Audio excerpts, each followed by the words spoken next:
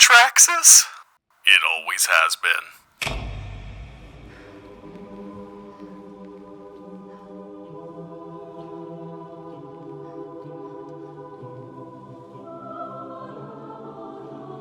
Oh my god. I get it.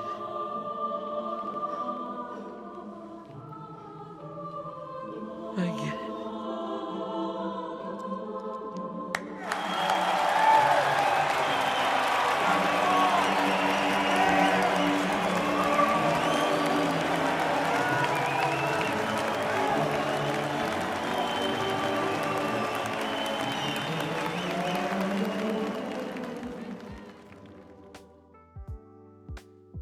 Hey guys, and welcome back to the channel. Today I have some more Traxus to talk about.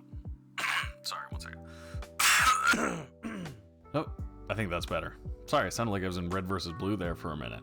Anyways, as some of you probably know, I recently received a ton of help from Michael Veselovskey, who goes by VSK on YouTube. He very generously provided me with tons of thumbnails and materials to make new thumbnails and even a new profile picture and banner picture for the channel. And while he was going through and putting these resources together for me, he discovered something that I don't think I've ever seen somebody in the marathon community bring up. Now, it does have to do with Traxus, so if you're tired of listening to me talk about this fictional megacorp because that was what the last video was about, I do apologize. But this was just so good that I felt like I had to put it together and share it for you guys. Now, as a quick recap to kind of what my last video was talking about, Traxus is a mega corporation set to be one of the primary players in the upcoming marathon extraction shooter game. Through the information that we received from the ARG last year, we learned that Traxus has a very long history that starts in 2095 and that they have their hands in AI technology and shipbuilding within Seoul and outside of Seoul. They're also tied by the name to the only other AI that we hear about in the original Marathon trilogy, that being Traxus 4, who was an AI that went rampant in 2206 and resulted in the shutdown of the entire Martian net. In my last video, I specifically talked about the history section that was available on Traxus's website during the ARG, where they had a block of information dedicated to the 25th century, the 2400s. The overlap with the original series in the 2400s is that this is the century over which the Marathon colony ship is built in orbit of Mars. Now, due to the fact that we know that Traxus is developing spacefaring vessels, that they replace the Christ for the people of Mars, and that they call the 2400s this period where they begin their expansion into the stars, I've come to the conclusion that most likely they were assisting or contracted to assist with certain elements of developing the Marathon for the UESC. And like I pointed out in my last video, I think that this is one of the really cool ways that the writers for this new game are integrating the narrative and lore from the original series into the extraction shooter that they're developing. This works because although Traxus, the company, isn't overtly referenced, the way that it's presented in the ARG fits neatly into the timeline that we have already established. This is all fantastic and what I love about the narrative from the new game that we've seen so far, but it ultimately means that there was going to be no 30-year payoff. Nothing hidden was going to be revealed to show that Traxus was there all along. That was until Michael showed me this while he was putting together those graphics. Now, you're probably saying, that's just a terminal from the first Marathon game. But why don't we enhance? On the door. Times 10. Zoom. Move in. More. Wait, stop. Stop. Pause it. Rotate us 75 degrees around the vertical, please.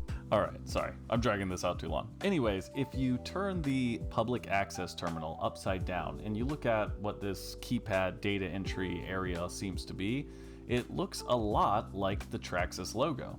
Now, it's not perfect, but it does have that top bar and that kind of fanning X shape that falls right under it, and is kind of a cool coincidence if nothing else. I guess what I'm picturing lore-wise would be some sort of situation where the UESC contracts Traxus to make equipment for them for the marathon, but probably doesn't allow them to put their branding all over everything. If that were the case, then this could have been a cool way that Traxus snuck in the fact that the Marathon project itself is running on a lot of original Traxus tech. And if you consider its placement literally being inside of this terminal, or at least on it, then it could also hint at the long-running theory that Durandal has some components, personality cores, or some sort of technology carried over from Traxus 4, the rampant AI. If this isn't partially the inspiration for the Traxus logo, then I think I'll probably adopt it as my headcanon, because I think it really sets up the importance of Traxus as an entity within the upcoming game. The fact that Traxus is so brazen in its pursuit of control over the Tau Ceti star system, the colony, and seemingly even what's left of the Marathon, appears to indicate to me that they probably had a much larger part than what the UESC is willing to admit in ensuring that the Marathon project succeeded. Maybe the humans who work at Traxus don't even know what kind of part they had with the Marathon project, but it's my belief that the AI behind the scenes controlling everything at Traxus probably has a very good memory of how things played out in the 2400s, and might even hold some sort of grudge or vendetta against the UESC. Based off what we've seen from the ARG, it appears that Bungie is putting a ton of care into preserving and building the Marathon narrative from 30 years ago. And I personally wouldn't put it past them that they took this little piece from the original game and turned it into what would become the Traxus logo, at least as inspiration.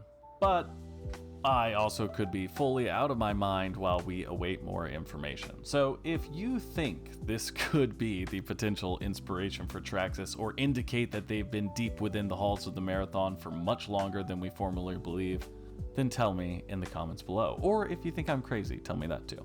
Alright, love you, bye.